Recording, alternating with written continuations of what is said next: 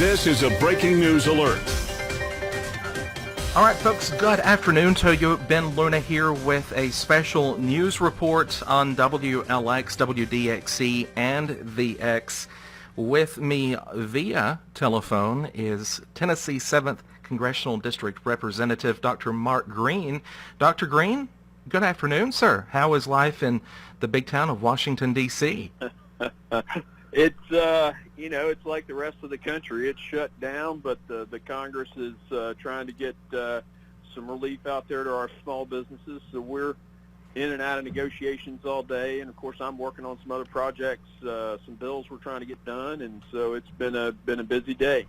Well, let's talk about one of those bills. Typically, when you issue an SOS, things necessarily aren't going too well, and in this case, this SOS, as what I've been told that it's being called, is actually geared toward protecting American business, and this proposed legislation comes at your hand. Let's start with that. What is this new bill that you have worked up, and what does this aim to do for the nation's businesses?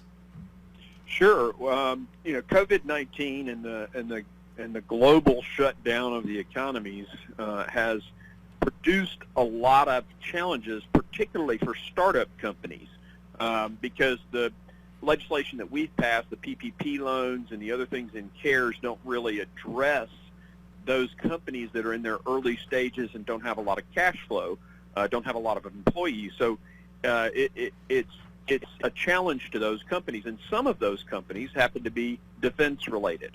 And what China is doing, and they've been doing it for a long time, only now with those companies struggling, they have to get capital. And how they can get capital is by selling shares or selling ownership of the company.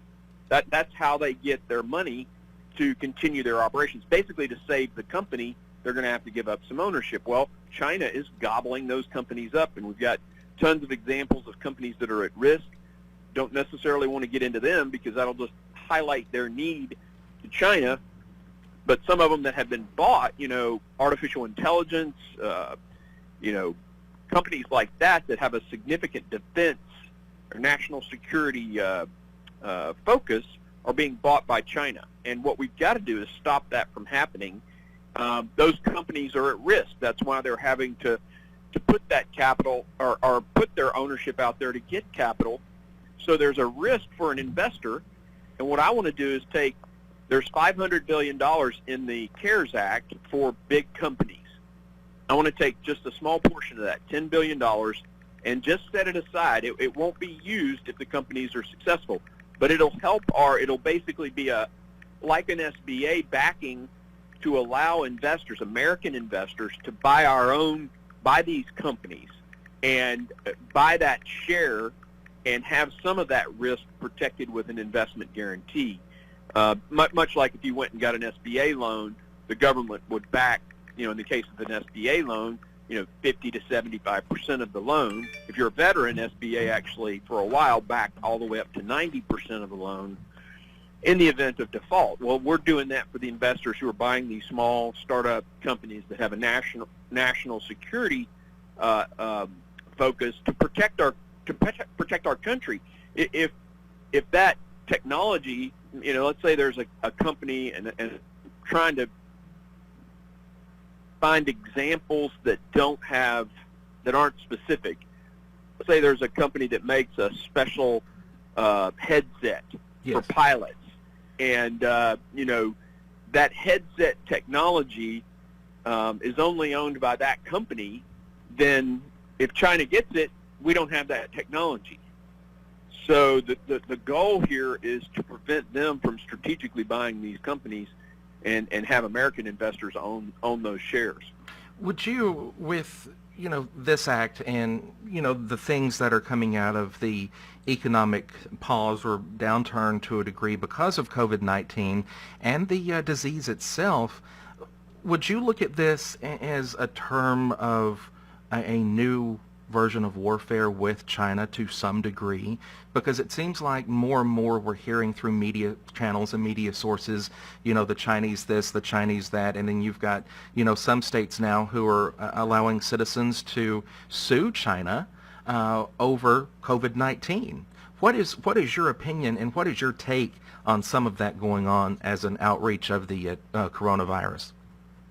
So there are books out there that have delved very deeply into China and its intentions. And there are, if you look specifically at the Chinese Communist Party leadership, there's a bit of a difference between, some people in the country and then that Chinese leadership. That Chinese communist leadership has been, there's this paradigm called the DIME paradigm.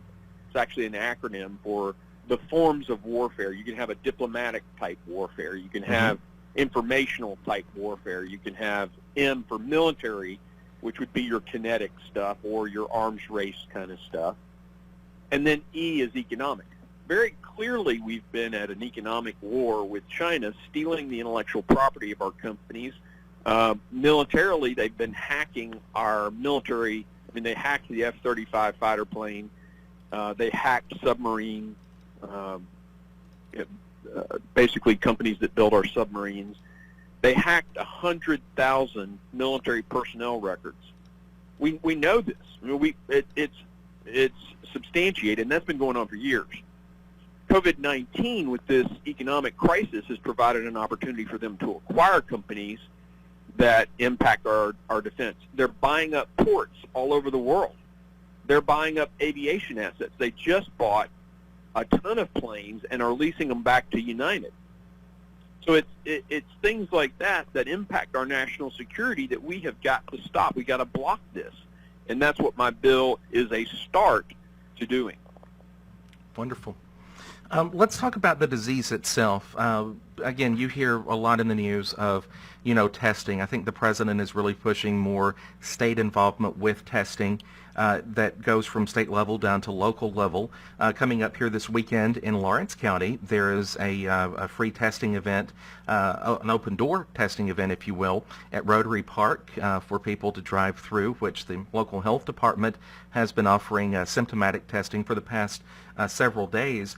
What is the take on the virus from you as it stands currently, and as states are now starting to reopen with the goal of having at least some part of state business, including local businesses, back in operation by the end of this month? So yeah, I think testing is really going well in the state of Tennessee. Per capita, we've been testing more than most, and I give credit to the the governor put together this. I guess you would call it like command team or, tactical operations center. That's kind of what I would call it. And they have worked the PPE issue, the testing issue, ventilator issue, management of ICU capacity, things like that. Every health department in the state of Tennessee can test. These weekend sort of roving test centers set up with the assistance of the National Guard have been a really good idea, and I appreciate the governor doing that. So it's been very good on the testing front. I think, as far as the virus goes, we continue to get smarter about the virus and who's more susceptible than others, which particular groups have worse outcomes when they go in. Some of the more recent literature is focused on cellular receptors that allow the virus to bind and then incorporate the DNA of the virus into the cell. There's also some new research on whether or not ventilatory support is better than high flow oxygen and some other things, because they think there's as much of a high altitude pulmonary edema type component to this as there is an ARDS component. So scientifically, a lot of new stuff is coming out. Of course, there's the therapeutics. A lot of people who don't like the president and don't like his support of hydroxychloroquine are pointing to that VA study, but some, I would say, unbiased scientists are saying that VA study, with its sample size and its retroactive nature and the way the study was done, very poorly done. And I would agree with that. I'd echo that. So the verdict is still out on hydroxychloroquine. And I can tell you that anecdotally, the physicians that I've spoken to, and I'm an ER doc, and I talk to my friends all the time, and they're they're saying it works, but we'll see when we get a large randomized prospective study, and that data should come out at the beginning of the summer. Lots of learning on this, and we're growing every day, but we are now learning more about where the virus came from, and potentially a laboratory in China. So a lot of assertions being made, a lot of investigating to still do, but very clearly China did not handle this correctly. And then their association with the World Health Organization and the leadership there, Tedros, has been incredibly suspect. And so I was very appreciative of the president halting funding to the World Health Organization until we get to the bottom of that. But that's pretty much kind of an update on what's going on with the virus itself. How close are we with a vaccine? I think a lot of people are maybe holding their breath, still waiting for that to happen, because I think in terms of seeing a light at the end of the tunnel and a resumption of life as we knew it before COVID-19, I think a lot of minds, especially in this district of Tennessee, are aiming for that to be the end all for this thing. Are we still looking up to 18 months?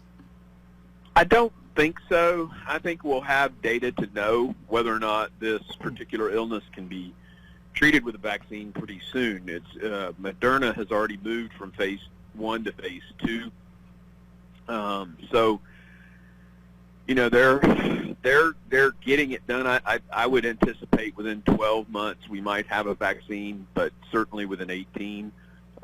It's important to know that not every pathogen, not every organism like this does a vaccine, work for. It's some viruses. When you build the vaccine can have a negative health effect. So we have to make sure that this one is a vaccine will work for it. It would certainly fit to have a vaccine for it if it does work, because it mostly impacts the elderly and those with comorbidities. So like something like Pneumovax, which is a vaccine for strep pneumonia, that's a bacteria, by the way, not a virus. That vaccine is used in the patient. This is basically the same patient populations, those who are vulnerable to a bad outcome, and that's kind of what this illness is. It would be very useful to have a vaccine for it. We just got to make sure the vaccine's safe, and once we do, that'll be very helpful. We just don't know yet. Phase 2 will be large human trials, so they're probably signing up 1,200, 1,400 people who will get the vaccine, and then they'll measure both the serology to make sure that the patients convert and build an immunity, and also to make sure it's safe. Fantastic. So I know our time is running low today. You've been very, very busy. Let's go from this into a couple of things real quick. Working on phase 3.5, as I believe it's being called, for economic bailout for small business, for loans, some of which can be forgivable entirely. How is that standing, and am I understanding correctly that some roadblocks have been thrown up before that can be signed off by Congress? Yeah, it took a long time to get to today, that's for sure, a lot longer than it should have. We tried to get the payroll protection plan advanced some money 2 weeks ago, and of course the Democrats blocked it. Nancy Pelosi's on video saying that she was proud that the Senate blocked it. Very frustrating, because there are businesses out there. We had 4.4 million people in the nation apply for unemployment last week, and I wonder how many of those jobs could have been saved had she and Schumer not blocked refunding the PPP. It looks like today we will vote, and so tomorrow that money will be released. So those folks that have applications pending will get their money.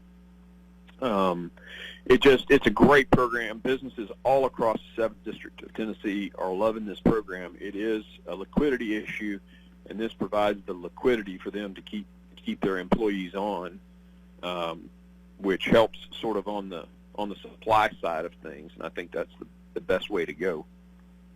Closing thoughts real quick. I know that we're, again, a little bit of overtime on what you have available today because of your schedule. Final thoughts on, for where we're standing now as a district, as some businesses are starting to reopen, others, hopefully in the not too distant future, will be able to resume fairly normal operations, especially as we head into the warmer summer months, and address that one person who is not able to be out because of social distancing, because they are in that high-risk category. What words of encouragement can you give to some of your constituents in that situation?